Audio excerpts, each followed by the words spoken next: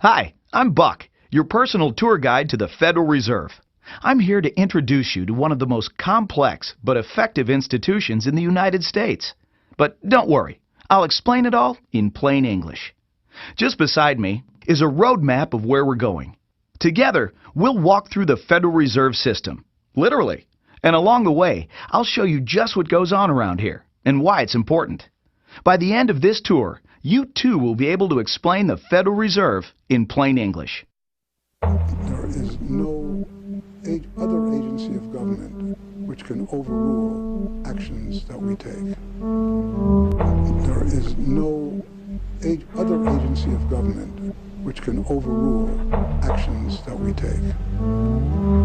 There is no other agency of government which can overrule actions that we take.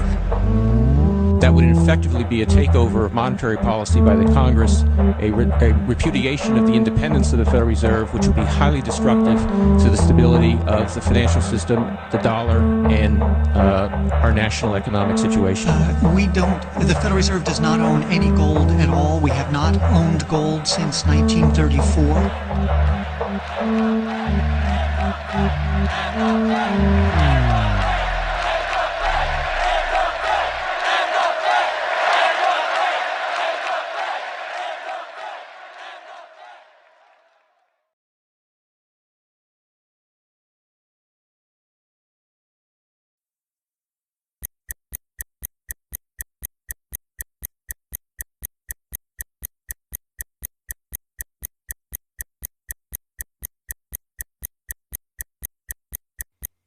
All our lives, we've been told that economics is boring.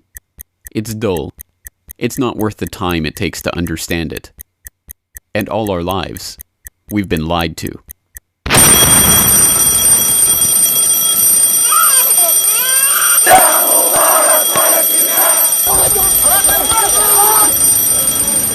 War, poverty, revolution. They all hinge on economics, and economics all rests on one key concept. Money.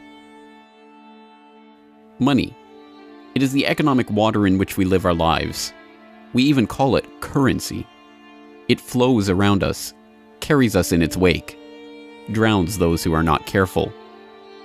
We use it every day, in nearly every transaction we conduct. We spend our lives working for it, worrying about it, saving it, spending it, pinching it. It defines our social status. It compromises our morals. People are willing to fight, die, and kill for it. But what is it? Where does it come from? How is it created? Who controls it? It is a remarkable fact that, given its central importance in our lives, not one person in 100 could answer such basic questions about money as these.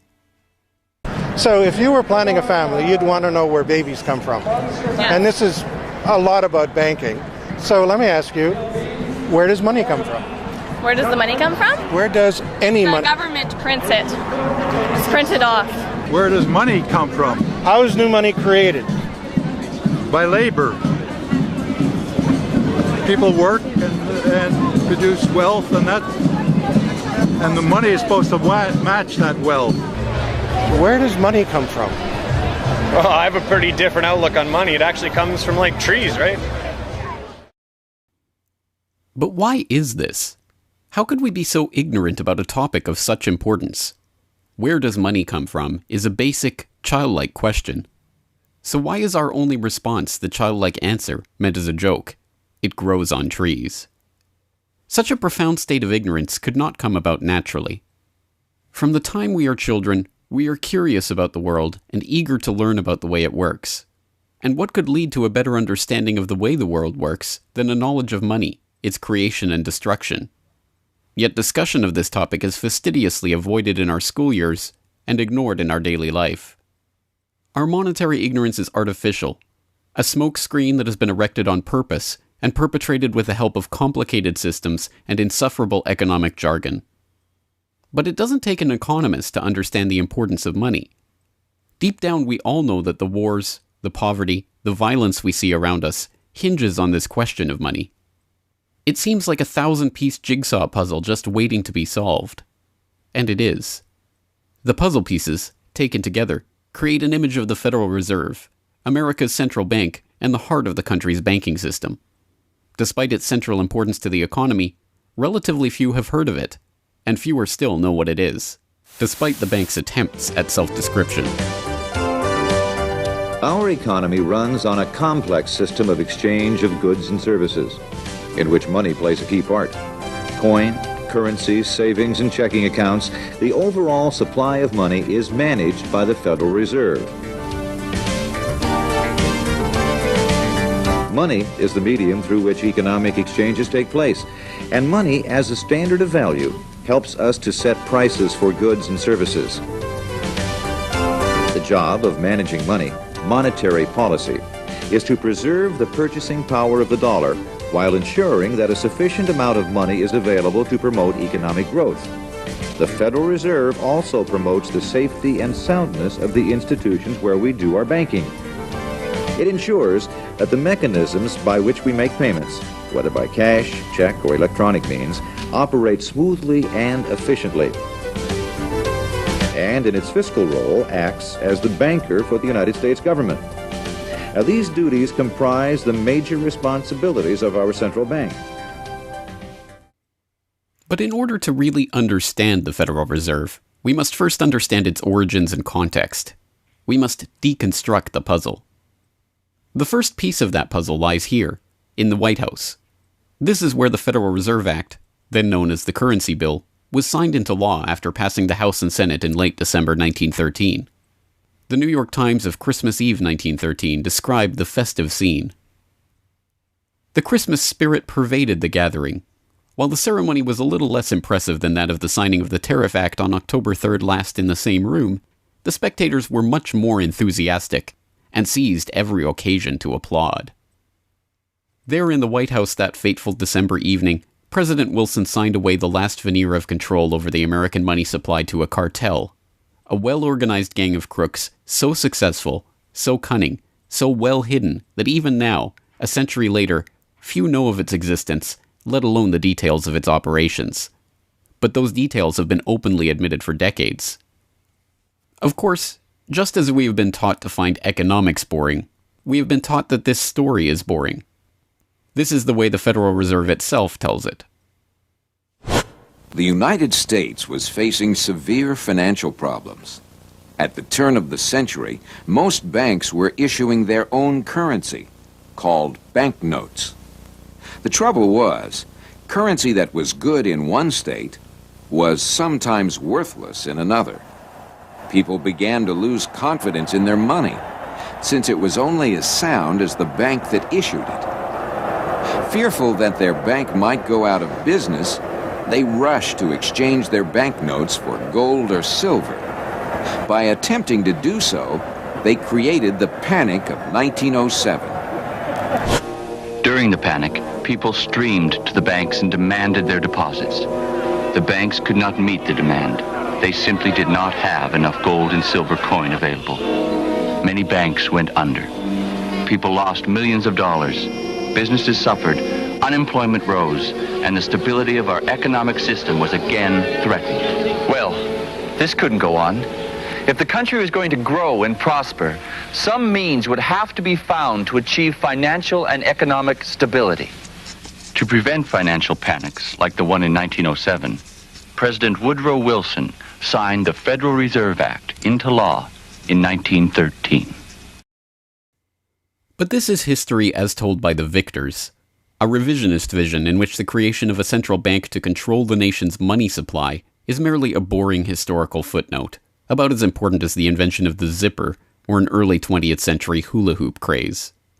The truth is that the story of the secret banking conclave that gave birth to that Federal Reserve Act is as exciting and dramatic as any Hollywood screenplay or detective novel yarn, and all the more remarkable for the fact that it is all true.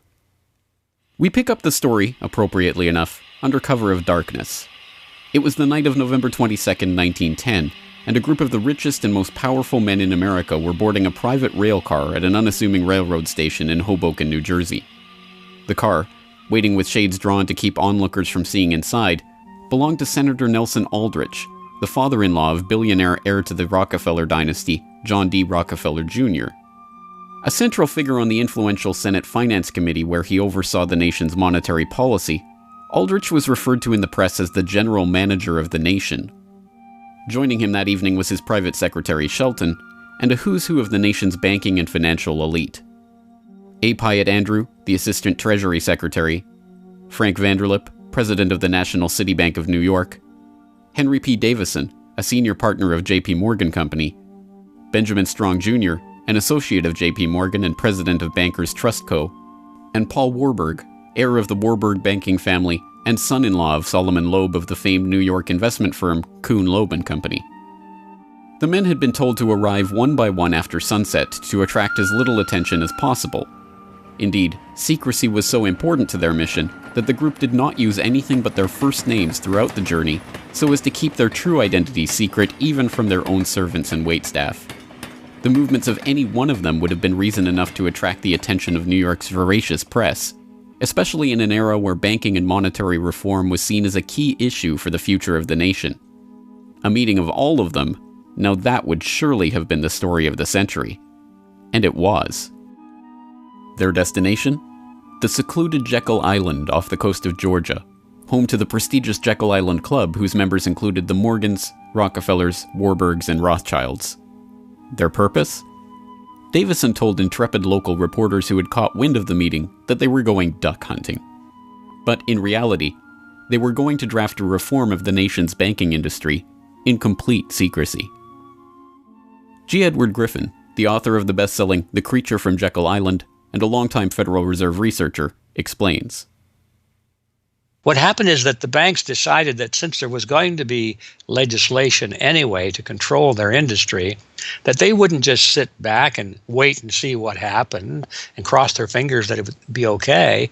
They decided that to do what so many cartels do today, they decided to take the lead. And they would be the ones calling for regulations and reform. They like the word reform. And the American people are suckers for the word reform. You just put that into any corrupt piece of legislation, call it reform, and people say, oh, I'm all for reform. And so they vote for it or accept it. So that's what they were doing. They decided we will reform our own industry. In other words, we will create a cartel, and we will give the cartel the power of government. We'll take our cartel agreement so that we can self-regulate to our advantage, and we'll call it the Federal Reserve Act. And then we'll take this cartel agreement to Washington and convince those idiots there to pass it into law. And that basically was the strategy. It was a brilliant strategy. Of course, we see it happening all the time, and certainly in our own day today, we see the same thing happening in other cartelized industry. Right now, we're watching it unfold in the field of healthcare, but at that time, it was banking, all right? And so the banking cartel wrote their own rules and regulations, called it the Federal Reserve Act, got it passed into law, and it was very much to their liking because they wrote it. And in essence, what they had created is a set of rules which made it possible for themselves to regulate their industry, but they went even beyond that. In fact, it's clear to me when I was reading their letters and their conversations at the time and the debates that they never dreamed that Congress would go along and also give them the right to issue the nation's money supply. I mean, not only were they now going to regulate their own industry, which is what they started out as wanting to do, but they got this incredible gift that they didn't dream would be given to them, although they were negotiating for it. And that was Congress gave them the authority to issue the nation's money. And Congress gave away the sovereign right to issue the nation's money to the private banks. And so all of this was in the Federal Reserve Act, and the American people were joyous because they were told and they were convinced that this was finally a means of controlling this big creature from Jekyll Island. Amazingly enough, they were successful, not just in conspiring to write the legislation that would eventually become the Federal Reserve Act, but in keeping that conspiracy a secret from the public for decades. It was first reported on in 1916 by Bertie Charles Forbes, the financial writer who would later go on to found Forbes magazine. But it was never fully admitted until a quarter century later, when Frank Vanderlip wrote a casual admission of the meeting in the February 9, 1935 edition of the Saturday Evening Post. I was as secretive, indeed as furtive, as any conspirator. I do not feel it is any exaggeration to speak of our secret expedition to Jekyll Island as the occasion of the actual conception of what eventually became the Federal Reserve System. Over the course of their 9 days of deliberation at the Jekyll Island Club, they devised a plan so overarching, so ambitious, that even they could scarcely imagine that it would ever be passed by Congress. As Vanderlip put it, discovery of our plan, we knew, simply must not happen, or else all our time and effort would be wasted. If it were to be exposed publicly that our particular group had got together and written a banking bill, that bill would have no chance whatever of passage by Congress. So what precisely did this conclave of conspirators devise at their Jekyll Island meeting? A plan for a central banking system to be owned by the banks themselves, a system which would organize the nation's banks into a private cartel that would have sole control over the money supply itself. At the end of their 9-day meeting, the bankers and financiers went back to their respective offices content in what they had accomplished. The details of the plan changed between its 1910 drafting and the eventual passage of the Federal Reserve Act, but the essential ideas were there. But ultimately, this scene on Jekyll Island, too, is just one piece of a larger puzzle. And like any other puzzle piece, it has to be seen in its wider context for the bigger picture to become visible.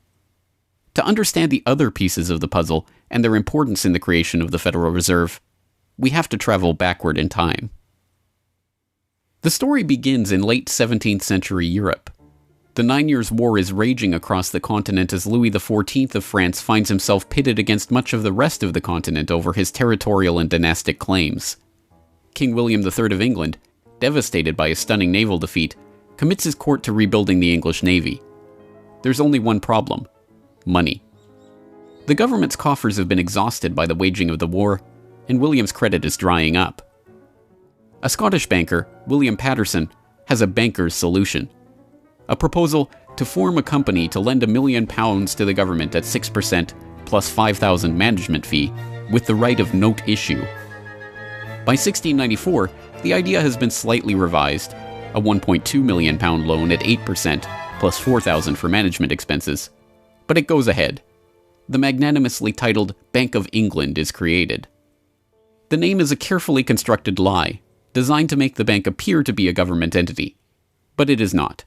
It is a private bank owned by private shareholders for their private profit, with a charter from the king that allows them to print the public's money out of thin air and lend it to the crown.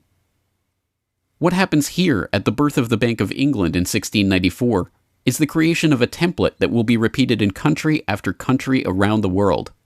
A privately controlled central bank lending money to the government at interest, money that it prints out of nothing. And the jewel in the crown for the international bankers that creates this system is the future economic powerhouse of the world, the United States. In many important respects, the history of the United States is the history of the struggle of the American people against the banksters that wish to control their money. By the 1780s, with colonies still fighting for independence from the crown, the bankers will get their wish. In 1781, the United States is in financial turmoil. The Continental, the paper currency issued by the Continental Congress to pay for the war, has collapsed from overissue and British counterfeiting. Desperate to find a way to finance the end stages of the war, Congress turns to Robert Morris, a wealthy shipping merchant who was investigated for war profiteering just 2 years earlier. Now, as Superintendent of Finance of the United States from 1781 to 1784, he is regarded as the most powerful man in America, next to General Washington. In his capacity as Superintendent of Finance, Morris argues for the creation of a privately owned central bank deliberately modeled on the Bank of England that the colonies were supposedly fighting against. Congress, backed into a corner by war obligations and forced to do business with the bankers just like King William in the 1690s, acquiesces and charters the Bank of North America as the nation's first central bank. And exactly as the Bank of England came into existence loaning the British Crown £1.2 million, the BNA started business by loaning $1.2 million to Congress. By the end of the war, Morris has fallen out of political favor and the Bank of North America's currency has failed to win over a skeptical public.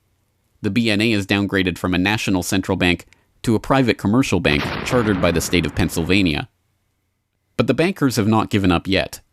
Before the ink is even dry on the Constitution, a group led by Alexander Hamilton is already working on the next privately owned central bank for the newly formed United States of America.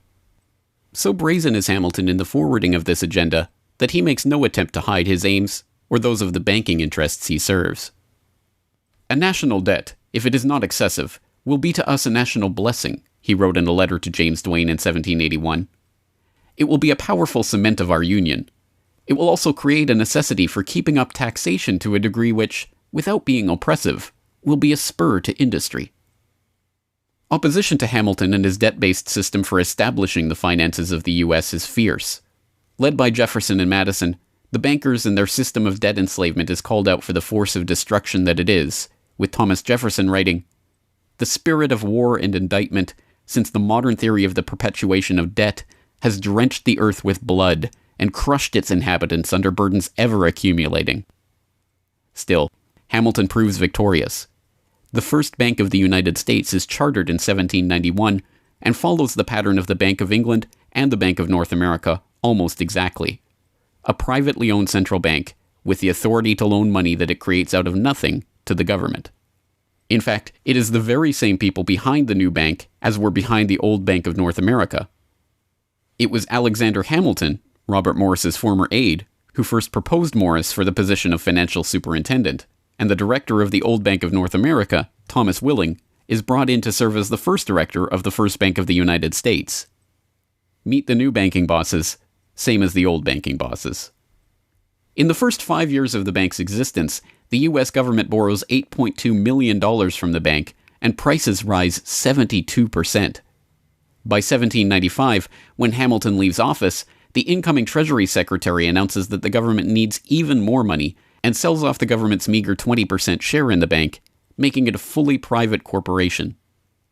Once again, the U.S. economy is plundered while the private banking cartel laughs all the way to the bank that they created. By the time the bank's charter comes due for renewal in 1811, the tide has changed for the money interests behind the bank.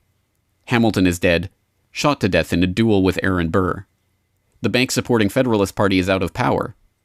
The public are wary of foreign ownership of the central bank, and what's more, don't see the point of a central bank in time of peace. Accordingly, the charter renewal is voted down in the Senate, and the bank is closed in 1811. Less than a year later, the U.S. is once again at war with England. After 2 years of bitter struggle, the public debt of the U.S. has nearly tripled from $45.2 million to $119.2 million. With trade at a standstill, prices soaring, inflation rising, and debt mounting, President Madison signs the charter for the creation of another central bank, the Second Bank of the United States, in 1816. Just like the two central banks before it, it is majority privately owned and is granted the power to loan money that it creates out of thin air to the government. The 20-year bank charter is due to expire in 1836, but still in his first term, President Andrew Jackson has already vowed to let it die prior to renewal.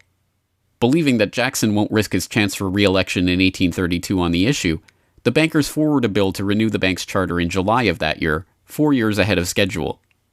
Remarkably, Jackson vetoes the renewal charter and stakes his re-election on the people's support of his move. In his veto message, Jackson writes in no uncertain terms about his opposition to the bank.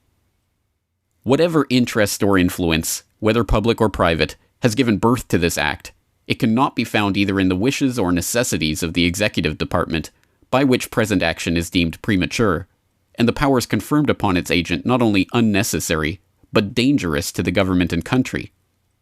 It is to be regretted that the rich and powerful too often bend the acts of government to their selfish purposes. If we cannot at once, in justice to interests vested under improvident legislation, make our government what it ought to be, we can at least take a stand against all new grants of monopolies and exclusive privileges, against any prostitution of our government to the advancement of the few at the expense of the many, and in favor of compromise and gradual reform in our code of laws and system of political economy. The people side with Jackson, and he's re-elected on the back of his slogan, "Jackson and no bank." The president makes good on his pledge. In 1833, he announces that the government will stop using the bank and will pay off its debt. The bankers retaliate in 1834 by staging a financial crisis and attempting to pin the blame on Jackson, but it's no use. On January 8, 1835, President Jackson succeeds in paying off the debt, and for the first and only time in its history, the United States is free from the debt chain of the bankers. In 1836, the Second Bank of the United States charter expires, and the bank loses its status as America's central bank. It is 77 years before the bankers can regain the jewel in their crown, but it is not for lack of trying. Immediately upon the death of the bank, the banking oligarchs in England react by contracting trade, removing capital from the US, demanding payment in hard currency for all exports, and tightening credit. This results in a financial crisis known as the Panic of 1837, and once again Jackson's campaign to kill the bank is blamed for the crisis. Throughout the late 19th century, the United States is rocked by banking panics brought about by wild banking speculation and sharp contractions in credit. By the dawn of the 20th century, the bulk of the money in the American economy has been centralized in the hands of a small clique of industrial magnates, each with a near monopoly on a sector of the economy. There are the Astors in real estate, the Carnegies and the Schwabs in steel, the Harrimans, Stanfords, and Vanderbilts in railroads, the Mellons and the Rockefellers in oil. As all of these families start to consolidate their fortunes, they gravitate naturally to the banking sector. And in this capacity, they form a network of financial interests and institutions that centered largely around one man, banking scion and increasingly America's informal central banker in the absence of a central bank, John Pierpont Morgan. John Pierpont Morgan, or Pierpont as he prefers to be called, is born in Hartford, Connecticut in 1837 to Junius Spencer Morgan, a successful banker and financier. Morgan rides his father's coattails into the banking business, and by 1871 is partnered in his own firm, the firm that was eventually to become J.P. Morgan and Company. It is Morgan who finances Cornelius Vanderbilt's New York Central Railroad. It is Morgan that finances the launch of nearly every major corporation of the period, from AT&T to General Electric to General Motors to DuPont.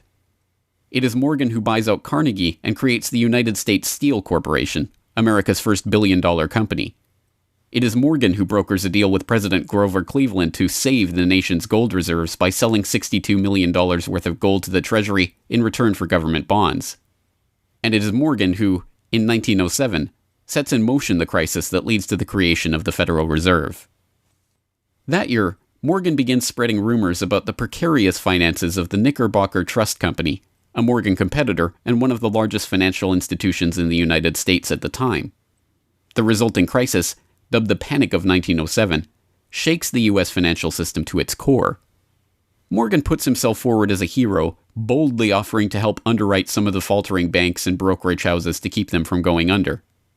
After a bout of hand-wringing over the nation's finances, a congressional committee is assembled to investigate the Money Trust, the bankers and financiers who brought the nation so close to financial ruin and that wield such power over the nation's finances.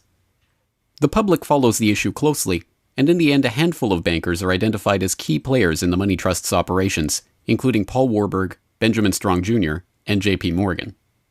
Andrew Gavin Marshall, editor of the People's Book Project, explains. At the beginning of the 20th century, there was an investigation following the greatest of these financial panics, which was in 1907. And this investigation was on what was called the Money Trust, which found that three banking interests, J.P. Morgan, National City Bank, and the Citibank of New York, I believe it was, basically controlled the entire financial system. So three banks. And the public hatred towards these institutions was unprecedented. There was an overwhelming consensus in the country for establishing a central bank. But there were many different interests in pushing this, and everyone had sort of their own specific purpose behind advocating for a central bank. So to represent the most people, you had farmer interests, populists, progressives, who were advocating a central bank because they couldn't take the recurring panics, but they wanted government control of a central bank. They wanted it to be exclusively under the public control because they despised and feared the New York banks as wielding too much influence. So for them, a central bank would be a way to curb the power of these private financial interests. On the other hand, those same financial interests were advocating for a central bank to serve as a source of stability for their control of the system, also to act as a lender of last resort to them, and so that they would never have to face collapse, but also in order to exert more control through a central bank. The private New York banking community wanted a central bank under the exclusive control of them. There's a shocker. So you had all these various different interests which converged. Of course, the most influential happened to be the New York financial houses, which were more aligned with European financial houses than they were with any other element in American society. The main individual behind the founding of the Federal Reserve was Paul Warburg, who was a partner with Kuhn, Loeb and Company, European banking house. His brothers were prominent bankers in Germany at that time, and he had, of course, close connections with every major financial and really big industrial firm in the United States, and most of those existing in Europe. And he was discussing all these ideas with his fellow compatriots in advocating for a central bank. In 1910, Warburg got the support of a senator named Senator Aldrich, whose family later married into the Rockefeller family. Again, I'm sure just a coincidence, but Aldrich invited Warburg and a number of other bankers to a private secret meeting on Jekyll Island, just off the coast of Georgia, where they met in 1910 to discuss the construction of a central bank in the United States, but one which, of course, would be owned and serve the interests of the private bankers. Aldrich then, in 1911, presented this as the Aldrich Plan or the Aldrich Bill in the U.S. Congress, and it was actually voted out. The public, suspicious of Senator Aldrich's banking connections, ultimately reject the Jekyll Island Cabal's Aldrich Plan. The Cabal does not give up, however. They simply revise and rename their plan, giving it a new public face, that of Senator Robert Owen and Representative Carter Glass. In the end, the money trust that was behind the Panic of 1907 uses the public's own outrage against them to complete their consolidation of control over the banking system. The newly retitled Federal Reserve Act is signed into law on December 23, 1913, and the Fed begins operations the next year.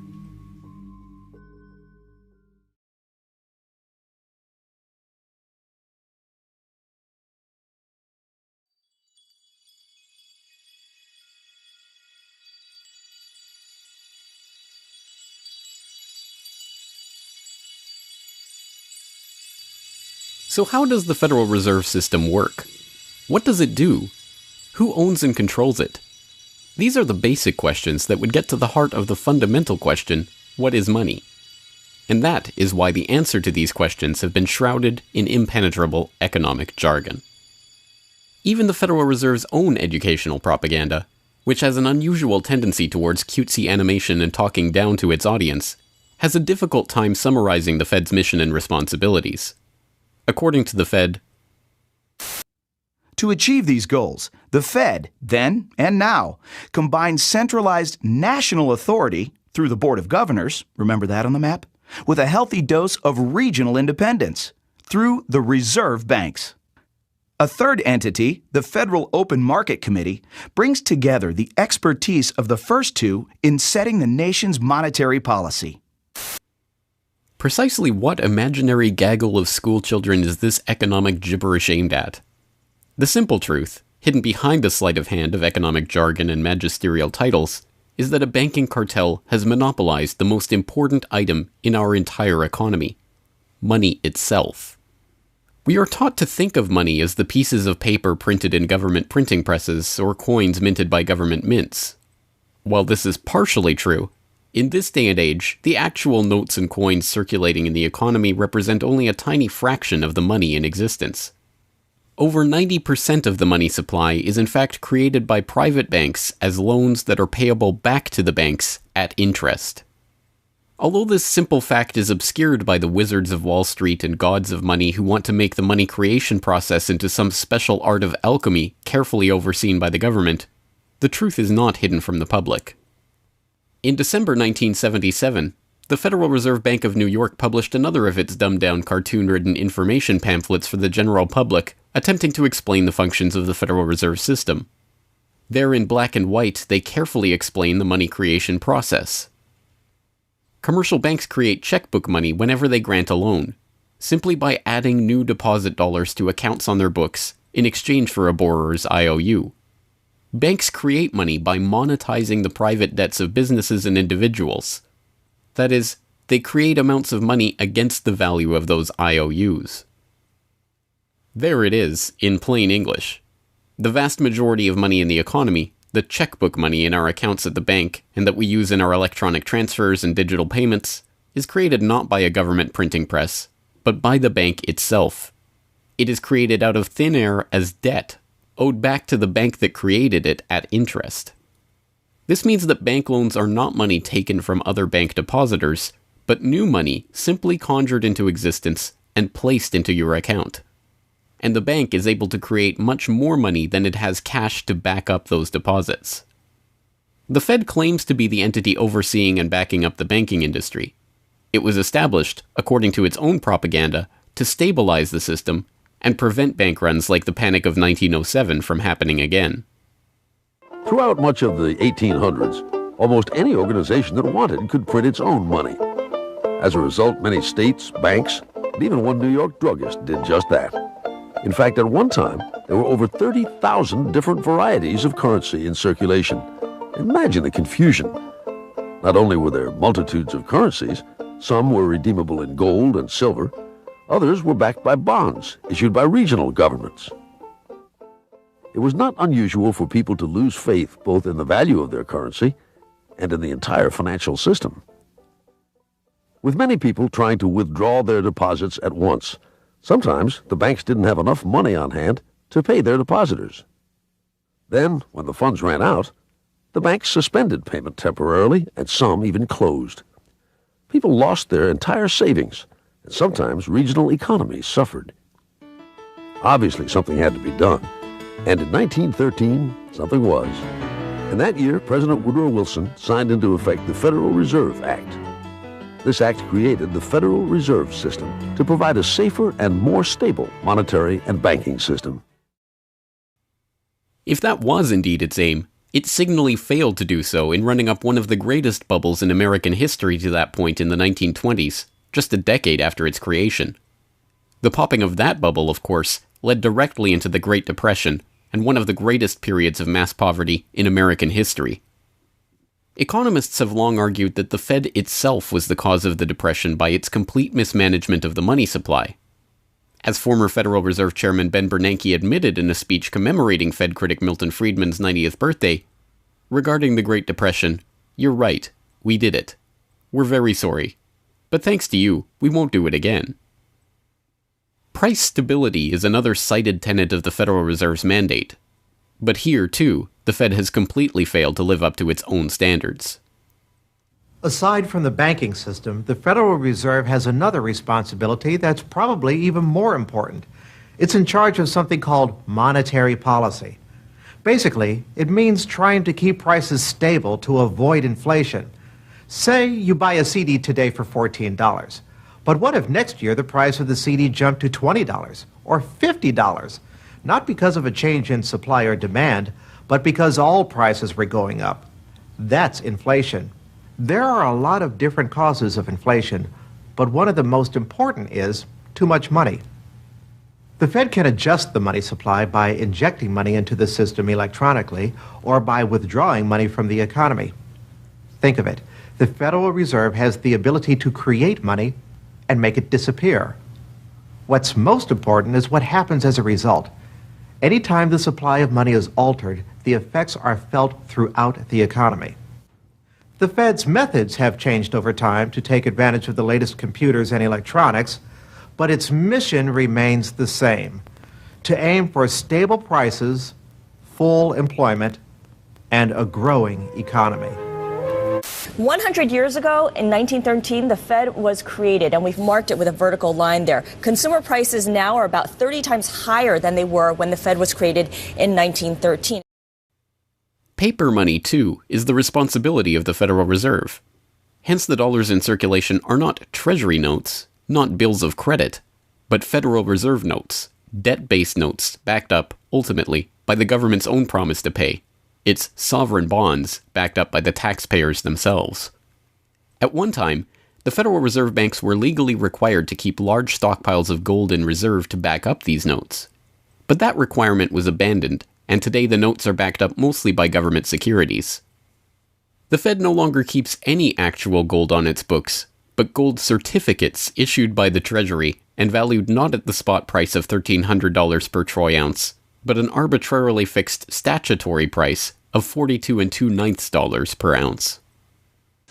But I do have one question. During the crisis, or any time that you're aware of, has the Federal Reserve or Treasury participated in any gold swaps arrangements? We don't. The Federal Reserve does not own any gold at all. We have not owned gold since 1934. So we have not engaged in any gold swaps. But it appears on your balance sheet that you hold gold. What appears on our balance sheet is gold certificates. When we turned before 1934, the Federal Reserve did own gold. We turned that over by law to the Treasury and received in return for that gold certificates. If the Treasury entered into, because under the Exchange Stabilization Fund, I would assume they probably have the legal authority to do it, they wouldn't be able to do it then because you have the securities for essentially all the gold? No, we have no interest in the gold that is owned by the Treasury. We have simply an accounting document that is called gold certificates that represents the value at a statutory rate and still that we gave to the Treasury in 1930. And still measured at $42 an ounce, which makes no sense whatsoever. Clearly, there is a discrepancy between what we are led to believe is motivating the Fed and what it actually does. To understand what the Fed is actually intended to do, it's first important to understand that the Federal Reserve is not a bank per se, but a system. This system codifies, institutionalizes, oversees, and undergirds a form of banking called fractional reserve banking, in which banks are allowed to lend out more money than they actually have in their vaults. The whole process starts, the process of decay and corruption starts with something called fractional reserve banking. That's the technical name for it.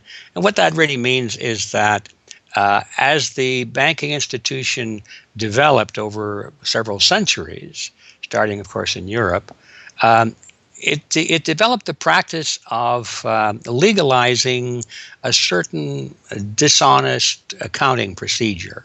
In other words, in the very, very beginning, if you want to go all the way back, people would bring their gold or silver to the banks for safekeeping.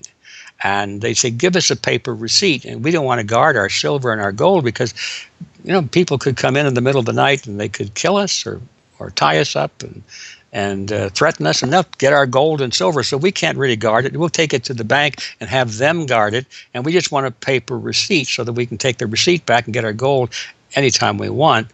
And so in the beginning, money was receipt money. They could then, instead of changing or exchanging the gold coins, they could exchange the receipts, and people would accept the receipts just as well as the gold, knowing they could get the gold.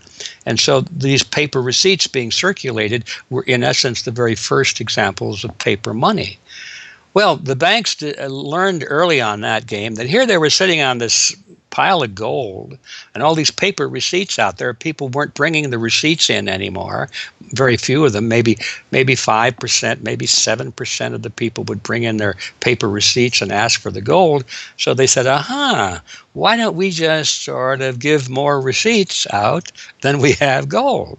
They'll never know because we only are asked at the best 7% of it, so we can create more receipts for gold than we have, and we can collect interest on that because we'll loan that into the economy and we'll charge interest on this money that we don't really have.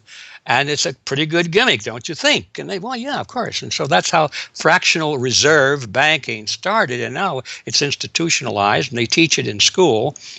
No one ever questions the integrity of it or the ethics of it. They say, well, that's the way banking works. And isn't it wonderful that we now have this flexible currency and we have prosperity and all of this sort of thing? So it all starts with this concept of fractional reserve banking. And the trouble is with that is it works most of the time, but every once in a while there are a few ripples that come along that are a little bit bigger than the other ripples, and maybe one of them is a wave, and more than 7% will come in and ask for their gold. Maybe 20% will come in, or 30%. And well, now the banks are embarrassed because the fraud is exposed. They say, well, we don't have your gold. What do you mean you don't have my gold? I gave it to you and put it on deposit, and you said you'd safeguard it. Well, we don't have it. We loaned it out. So then the word gets out, and everybody and their uncle comes and lines up for their gold. And of course, they don't have it, and the banks are closed. They have bank holidays, and the banks are embarrassed. They go out of business. People lose their savings, and you have these terrible banking crashes that were ricocheting all around the world prior to this time. And that's what caused the concern. One of the things that caused the concern of the American people, they didn't want that anymore. They wanted to put a stop to that. And that was the whole purpose, supposedly, of the Federal Reserve System, was to put a stop to that. But since the people who designed the plan to put a stop to it were the very ones who were doing it in the first place, you can not be surprised that their solution was not a very good one insofar as the American people were concerned. Their solution was to expand it. Not to control it, but to expand it. See, prior to that time, this little game of fractional reserve banking was localized at the state level. Each state was doing its own little fractional reserve banking system. Each state, in essence, had its own Federal Reserve. Central banks were authorized by state law to do this sort of thing, and that was causing all this problem. And so the Federal Reserve came along and said, well, no, we're not going to do this at the state level anymore because look at all the problem it's causing. We're going to consolidate it all together, and we're going to do it at the national level. The key to this system, of course, is who controls this incredible power to regulate the economy by setting reserve requirements and targeting interest rates. The answer to this question, too, has been deliberately obscured. The Federal Reserve System is a deliberately confusing mishmash of public and private interests, reserve banks, boards and committees, centralized in Washington and spread out across the United States. So you have the Federal Reserve Board in Washington, appointed by the president. That's the only part of this system that is directly dependent upon the government for input. That's the federal part, that the government, the president specifically, gets to choose a few select governors.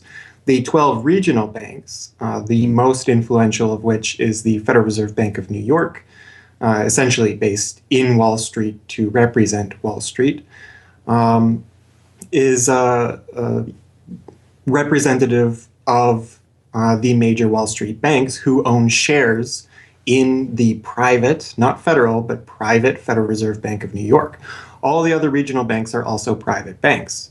They vary according to how much influence they wield, but the Kansas City Fed is influential, the St. Louis Fed, the Dallas Fed.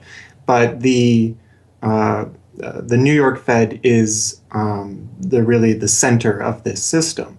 And precisely because it represents the Wall Street banks who appoint the leadership of the New York Fed. So the New York Fed has a lot of public power, but no public accountability. It has no oversight.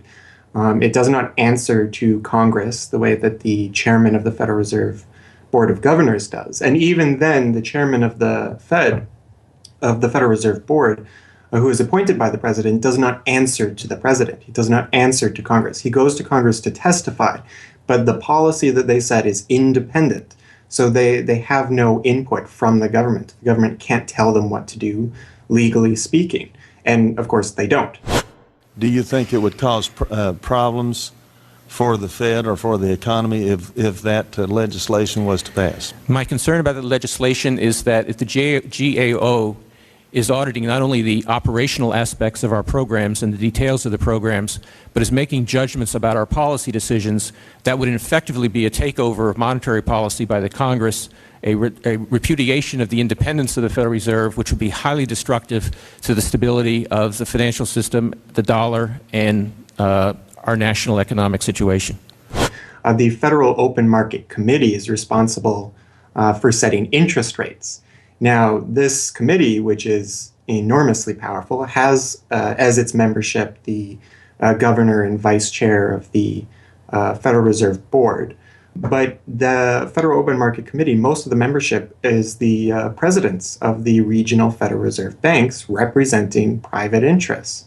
So they have significant input into setting the interest rates. Interest rates are not set by a public body, they're set by private financial and corporate interests. And that's whose interests they serve, of course. The reason that the Federal Reserve goes to such great lengths to make its organizational structure as confusing as possible is to cover up the massive conflicts of interest that are at the heart of the system. The fact is that the Federal Reserve System is comprised of a board of governors, 12 regional banks, and an open market committee. The privately owned member banks of each Federal Reserve Bank vote on the majority of the Reserve Bank's directors, and the directors vote on members to serve on the Federal Open Market Committee, which determines monetary policy. What's more, Wall Street is given a prime seat at the table, with tradition holding that the president of the powerful New York Federal Reserve Bank be given the vice chairmanship of the FOMC and be made a permanent committee member. In effect, the private banks are the key determinants in the composition of the FOMC, which regulates the entire economy. According to the Fed, its monetary policy decisions do not have to be approved by the president or anyone else in the executive or legislative branches of government. It does not receive funding appropriated by the Congress, and the terms of the members of the Board of Governors span multiple presidential and congressional terms. Or, in the words of Alan Greenspan, what is the proper relationship, what should be the proper relationship between a chairman of the Fed and a president of the United States? Well, first of all, the Federal Reserve is an independent agency, and that means basically that there is no other agency of government which can overrule actions that we take.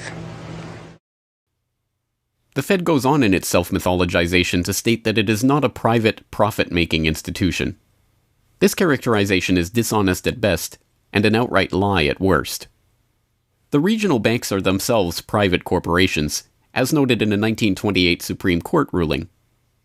Instrumentalities like the national banks or the Federal Reserve Banks, in which there are private interests, are not departments of the government. They are private corporations in which the government has an interest. This point is even admitted by the Federal Reserve's own senior counsel. Our regulations do specify overall terms for the lending, but the day-to-day operation of the banking activities are conducted by the Federal Reserve banks. They are banks, and indeed they do lend, and they do interact they're their with own depositors. agency then, essentially, They are not in that agencies. regard. Yes, they're not agencies, Your Honor. They're persons under FOIA. Each Federal Reserve Bank, the stock is owned by the member banks in the district, 100% privately held. They have private boards of directors. Majority of those boards are appointed by the independent banks, private banks in the district.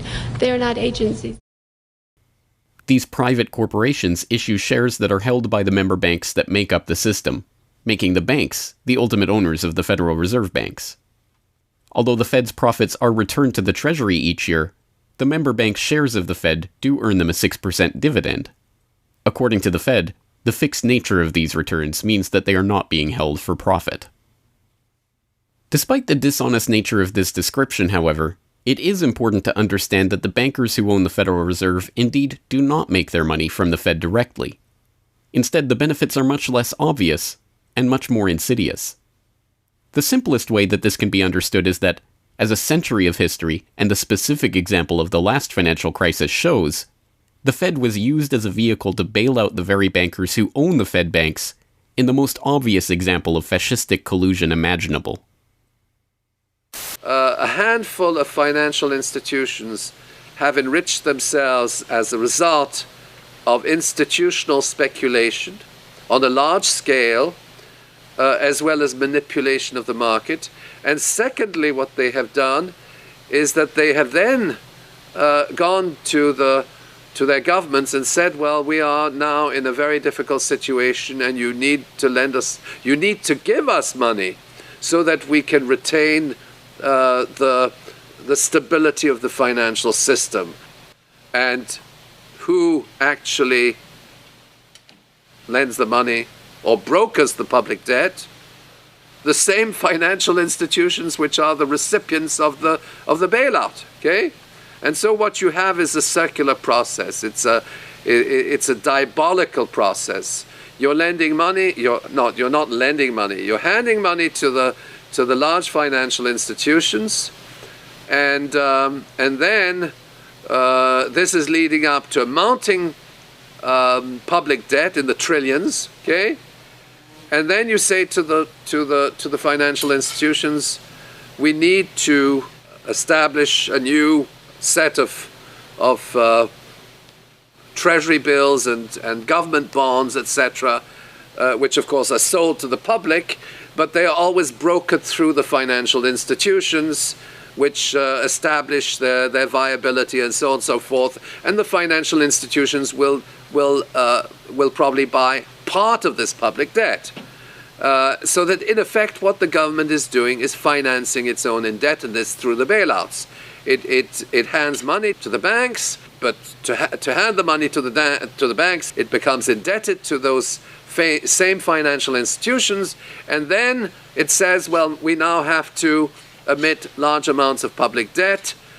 Please, can you help us? And then the banks will say, well, your books are not quite in order. And then the government will say, well, obviously they're not in order because we've just handed you $1.4 trillion of bailout money, and we're now in a very difficult situation, so we need to borrow money from the people who are, in fact, the recipients of the bailout. So this is really what we're dealing with. We're dealing with a circular process. The 2008 crisis and subsequent bailouts are merely the latest and most brazen examples of the fundamental conflicts of interest at the heart of America's privately owned central banking system.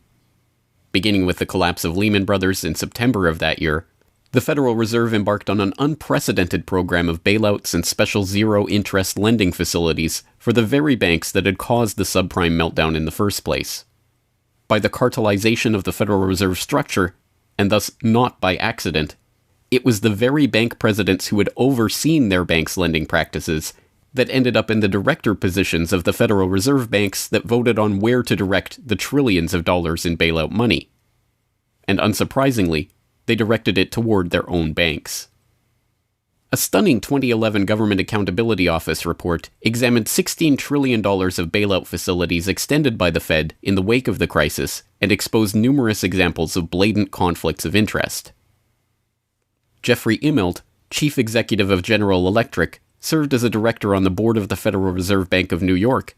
At the same time, the Fed provided $16 billion in financing to General Electric. J.P. Morgan Chase chief executive Jamie Dimon, meanwhile, was also a member of the board of the New York Fed during the period that saw $391 billion in Fed emergency lending directed to his own bank. In all, Federal Reserve Board members were tied to $4 trillion in loans to their own banks. These funds were not simply used to keep these banks afloat, but actually to return these Fed-connected banks to a period of record profits in the same period that the average worker saw their real wages actually decrease and the economy on Main Street slow to a standstill. Ben Bernanke, at that time the chairman of the Federal Reserve Board of Governors, was confronted about these conflicts of interest by Senator Bernie Sanders upon the release of the GAO report in June 2012. Senator, you raised an important point, which is that this is not something the Federal Reserve created. This is in the statute. Congress in the Federal Reserve Act said this is the governance of the Federal Reserve, and more specifically that bankers would be on the board. And 6 out of 9. Sorry? 6 out of 9 in the regional banks are coming from the banking industry. That's correct, and that is in the law. And right. I'll answer your question, though. The answer to your question is that Congress set this up. We have tried. I think we've made it into something useful and valuable. We do get information from it. But if Congress wants to change it, of course, we will work with you to find alternatives. Bernanke is completely right. These conflicts are, in fact, a part of the institution itself, a structural feature of the Federal Reserve that was baked into the Federal Reserve Act itself over 100 years ago by the bankers who conspired to cartelize the nation's money supply.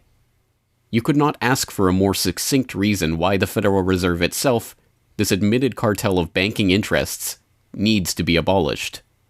But you could get one.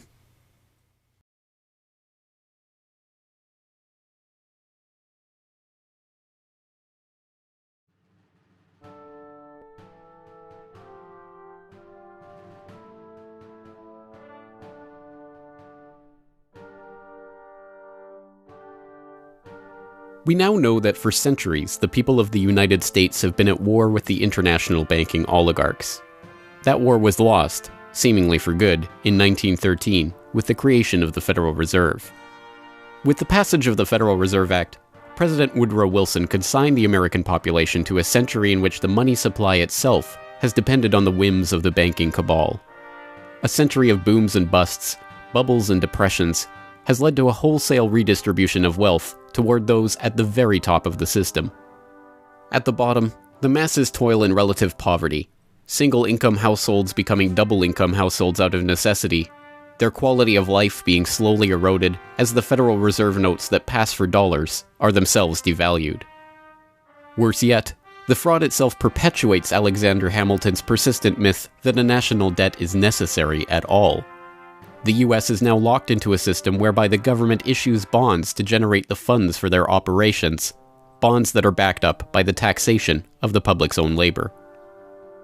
The perpetrators of this fraud, meanwhile, remain in the shadows, largely ignored by a general public that could instantly recognize the latest Hollywood heartthrob or pop idol, but have no clue what the head of Goldman Sachs or the New York Fed does, let alone who they are.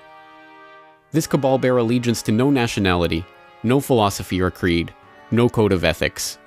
They are not even motivated by greed, but power. The power that the control of the money supply inevitably brings with it.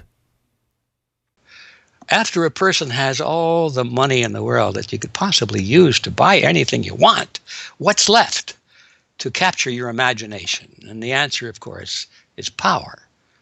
Power over people. Now, money is power over people, but there's another power over people as well, and that is the political power, the social power. And I think this has now become the dominant driving force of these people. They've already got the money. They've got it locked down.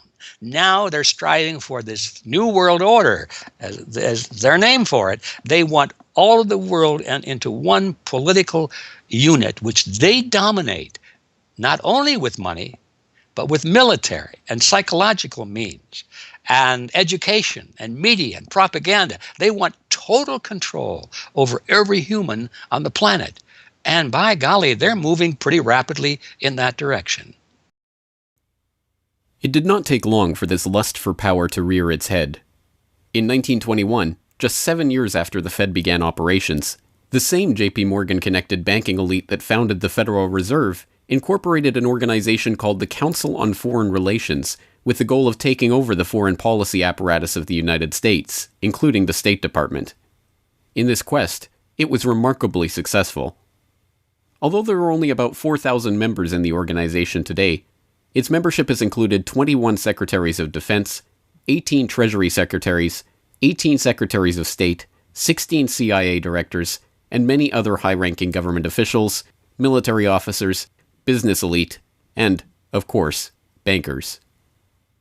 The first director of the CFR was John W. Davis, J.P. Morgan's personal lawyer and a millionaire in his own right. Together with its sister organizations in Britain and elsewhere around the world, these groups would work together toward what they called a New World Order of total financial and political control directed by the bankers themselves. As Carroll Quigley, noted Georgetown historian and mentor of Bill Clinton, wrote in his 1966 work, Tragedy and Hope, A History of the World in Our Time, the powers of financial capitalism had a far-reaching aim, nothing less than to create a world system of financial control in private hands, able to dominate the political system of each country and the economy of the world as a whole. This system was to be controlled in a feudalist fashion by the central banks of the world acting in concert, by secret agreements arrived at in frequent private meetings and conferences. The apex of the system was to be the Bank for International Settlements in Basel, Switzerland, a private bank owned and controlled by the world's central banks, which were themselves private corporations. This is why the bankers and their partners in government and business conspired to bring about the 2008 crisis. Not for the pursuit of money, but power. In the same way the bankers used the panic of 1907 to consolidate their control over the money supply, they hope to use the 2008 crisis and subsequent panics, which they themselves have created, to consolidate their political control. The International Summit for the Global Financial Crisis has been expanded from G7 to G20 because the leading 7 developed countries cannot solve the crisis alone.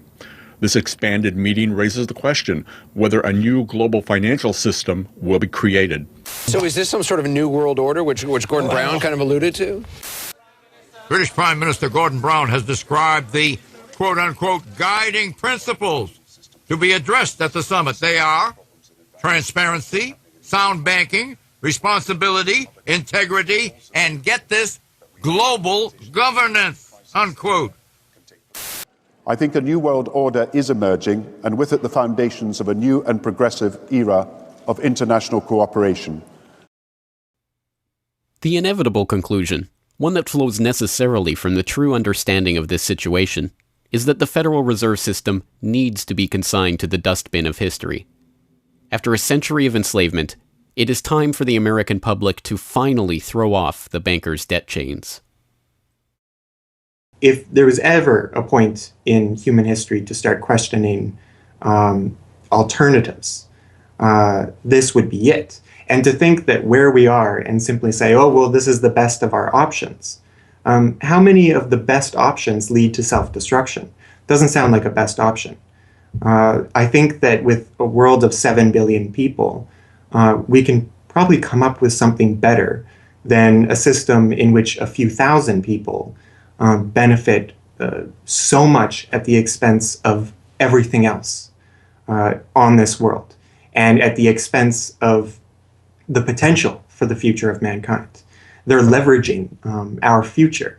And so long as we accept this way of thinking, so long as we accept these institutions as having dominance, that's the direction we'll be going. So I think reform is a good way to try and stall and to push back directly against the expanding and evolving power structures. But a radical change is what's really needed, and that has to be built from the bottom up. But I think that these two processes can and should go together in parallel. If you've made it this far, congratulations. You are now better informed on the economic history of the United States and the truth about the Federal Reserve than 99% of the population. If you do nothing else, then just working to get those around you educated on this information alone will have a profound effect. Once they learn of the scam, many are motivated to do something about it, and they, in turn, inform others.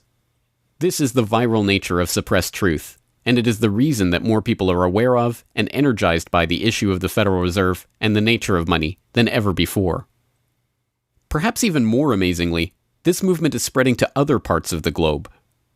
Recognizing the interlocking nature of the modern global economy and the international nature of the banking oligarchy, movements to abolish the Federal Reserve have sprung up in Europe, where protests against the cartelized central banking system are taking place in over 100 cities, attracting 20,000 people on a weekly basis.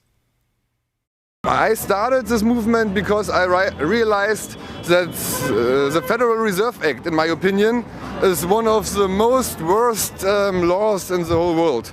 So a private banking company is lending America the money, and in my opinion, America is not any more democratic.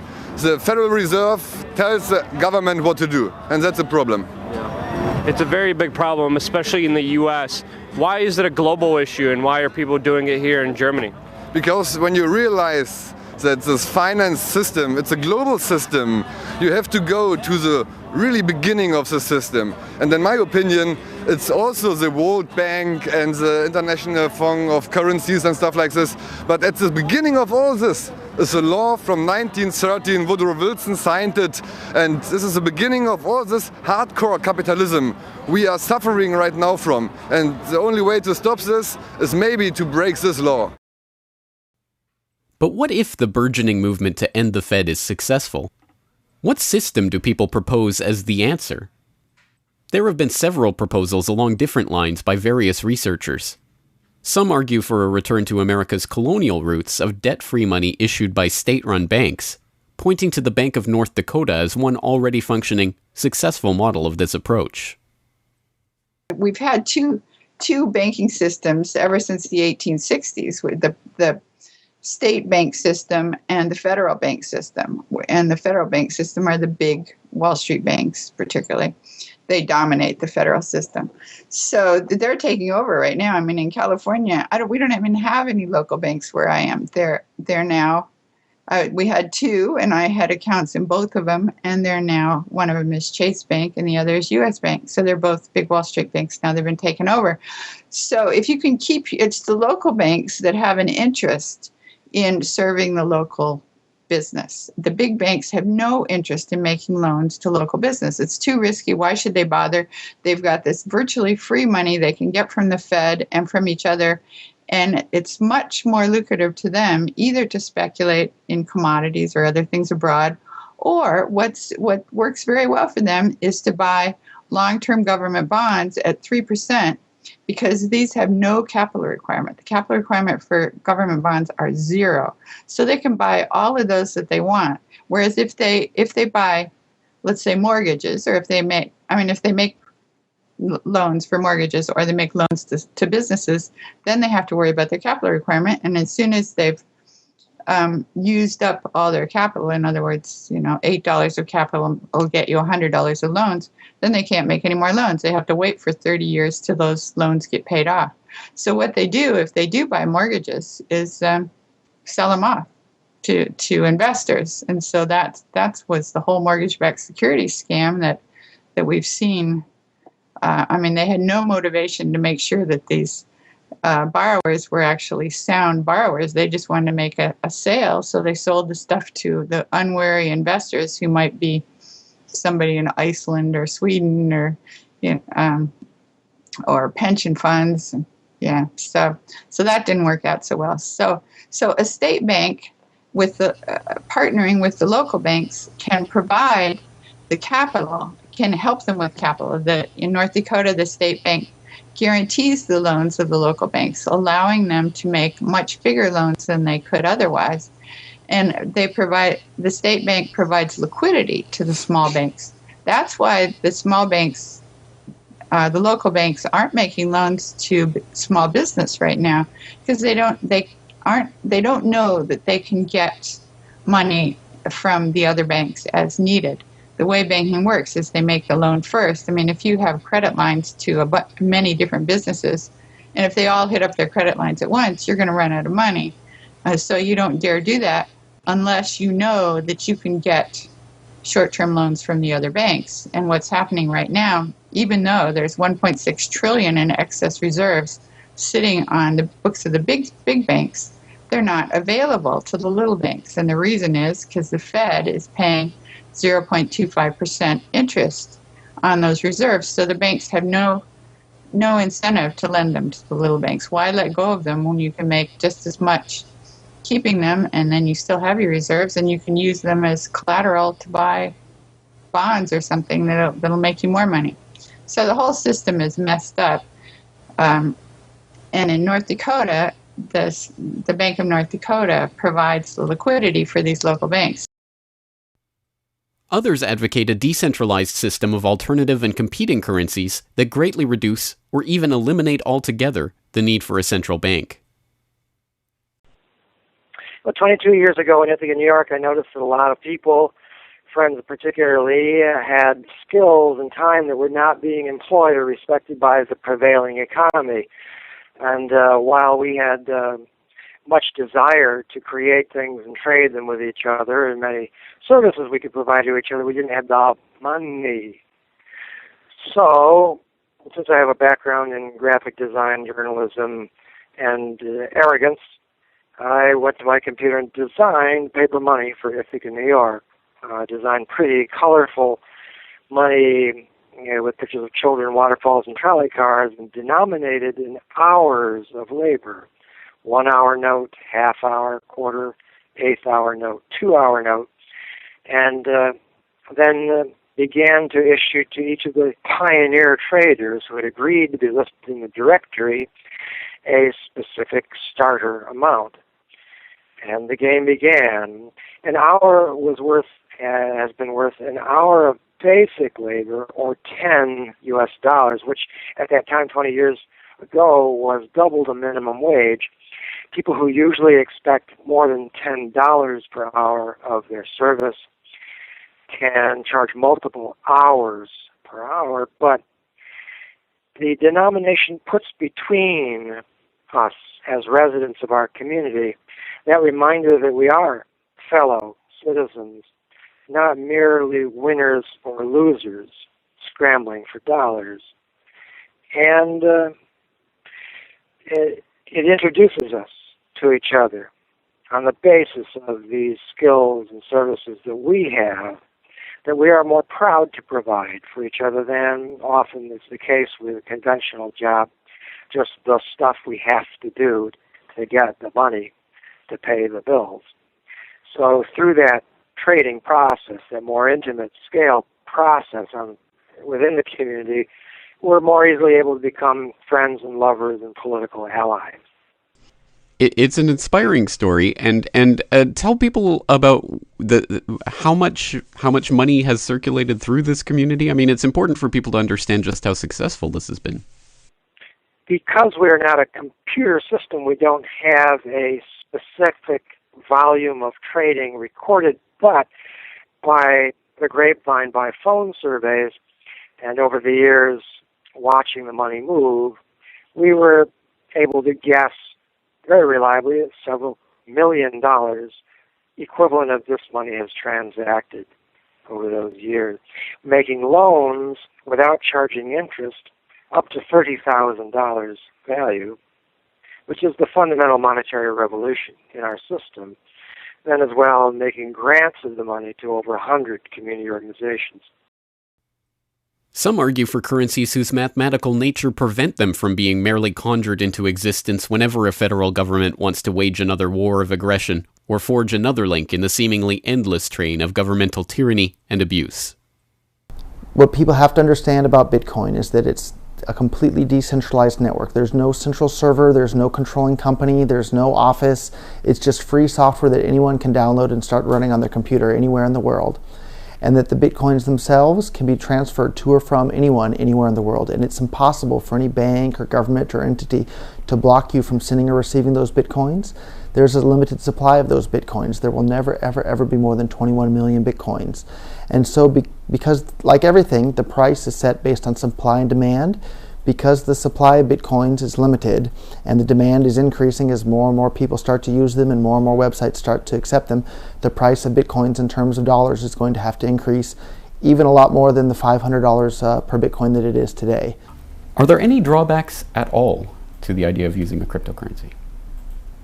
If you're part of the current power elite that can just print money at will to spend on whatever you feel like, then yeah, the world switching over to Bitcoin is probably not going to benefit you. But if you're one of the normal people that aren't working for the Federal Reserve or any central bank that's printing money to pay to your friends and that sort of thing, then a Bitcoin world is a wonderful thing for you. Sound money, cryptocurrencies, state banks, LETS programs, self-issued credit. These and many other solutions have all been proposed, and many of them are in use in different localities today. Information on all of these ideas and how they are being applied in various parts of the world are widely available online. The point is that the question of what money is and how it should be created is perhaps the single greatest question facing humanity as a whole, and yet it is one that has been almost completely eliminated from the national conversation. Until recently. End the Fed! End the Fed!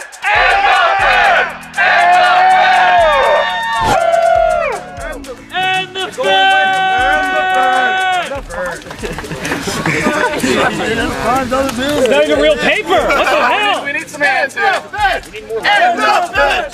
And the Fed! And the Fed!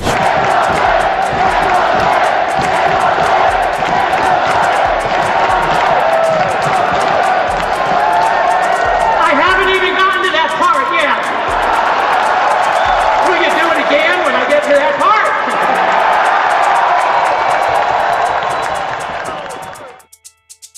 And so the rest of the story is now in our hands. Once we understand the scam that has taken place, the gradual consolidation of wealth and power in the hands of an elite few banking oligarchs, and the growing impoverishment of the masses, all in the name of banking funny money created out of nothing and loaned to the public at interest, we can choose to get active or to do nothing at all. For those who choose to get active, there are some steps that you can take to help change the course of the system. First, follow the links and resources from the transcript of this documentary at corbettreport.com/Federal Reserve to familiarize yourself with the history, the connections, and the functions of the Federal Reserve System. If you can't explain this material to yourself, then you will never be able to teach it to others. Secondly, begin reaching out to others to bring them up to speed on the issue. It can be as simple as broaching this conversation in the Monday morning water cooler talk, or passing out a copy of this documentary, or sending out links to this information to your email list. Insert this topic into your conversations. When people start talking about the national debt, or the state of the economy, or other political talking points, get them to question the roots of these issues, and why there is a national debt at all. Thirdly, when you are able to find or create a group of like-minded people in your area who are engaged with the issue, start a study group on the issue and its solutions.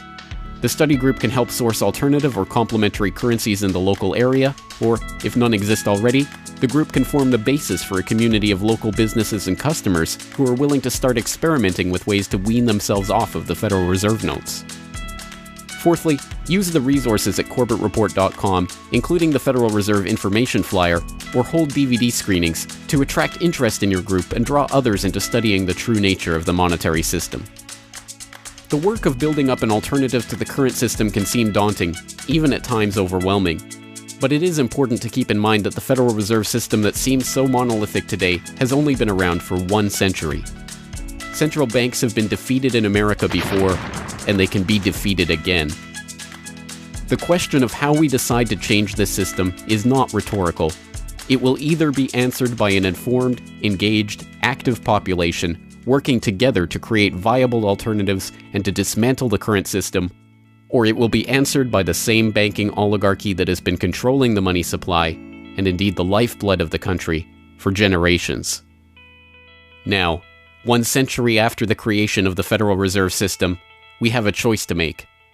Whether the next century, like the one before it, will be a century of enslavement, or, transformed by the actions and choices that we make in the light of this knowledge, a century of empowerment.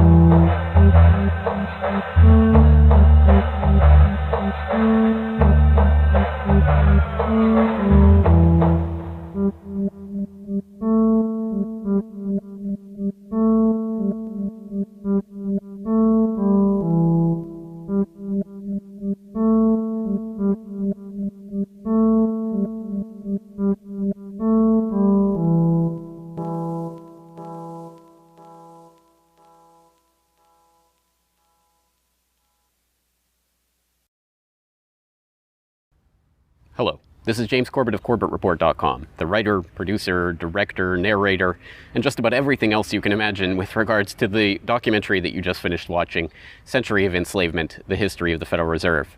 As I mentioned towards the end of that documentary, if you've made it this far, then you are now better informed about the Federal Reserve, its origins, what it is, how it functions, and why it must be opposed than 99% of the general public.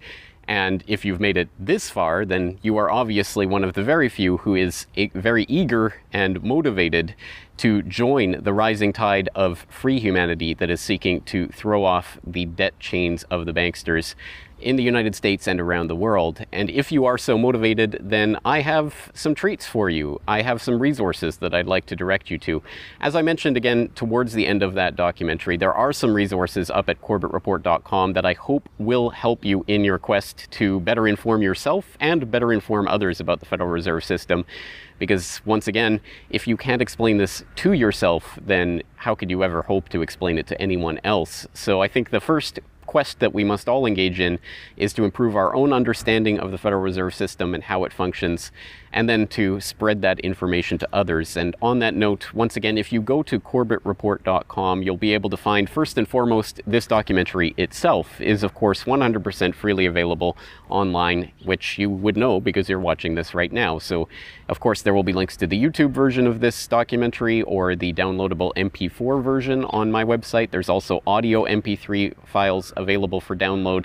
All of those, again, freely open to the public, and I do encourage you to send them out to others if you do find it to be a valuable resource yourself. And once you're there at corbettreport.com, you'll find not only the documentary itself, but also a transcript of the documentary, complete with hyperlinks to all of the source documents, videos, articles, all of the information that was used to compile this documentary. So I hope that will be a valuable resource, again, for people who are looking to put this information together in a way that makes sense in their own head, and so that they can see where all of this information is coming from, much of it sourcing from the Federal Reserve itself. So I hope that the hyperlinked transcript will be valuable to people out there who are seeking to broaden their understanding of these topics.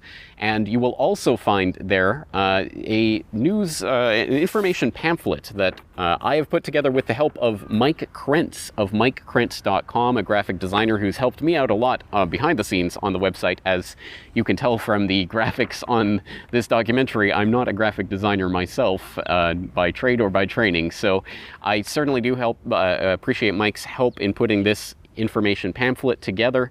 And this is just a few points that have been addressed in this video, informational points about the Federal Reserve, what it is, and some interesting little teasers to get people interested in this information. You can download and print this off from corbettreport.com and use it however you like, handing it out to people on the street, using it as a discussion point if you hold a DVD screening, if you want to just post it up in public areas, only where allowed by law, of course.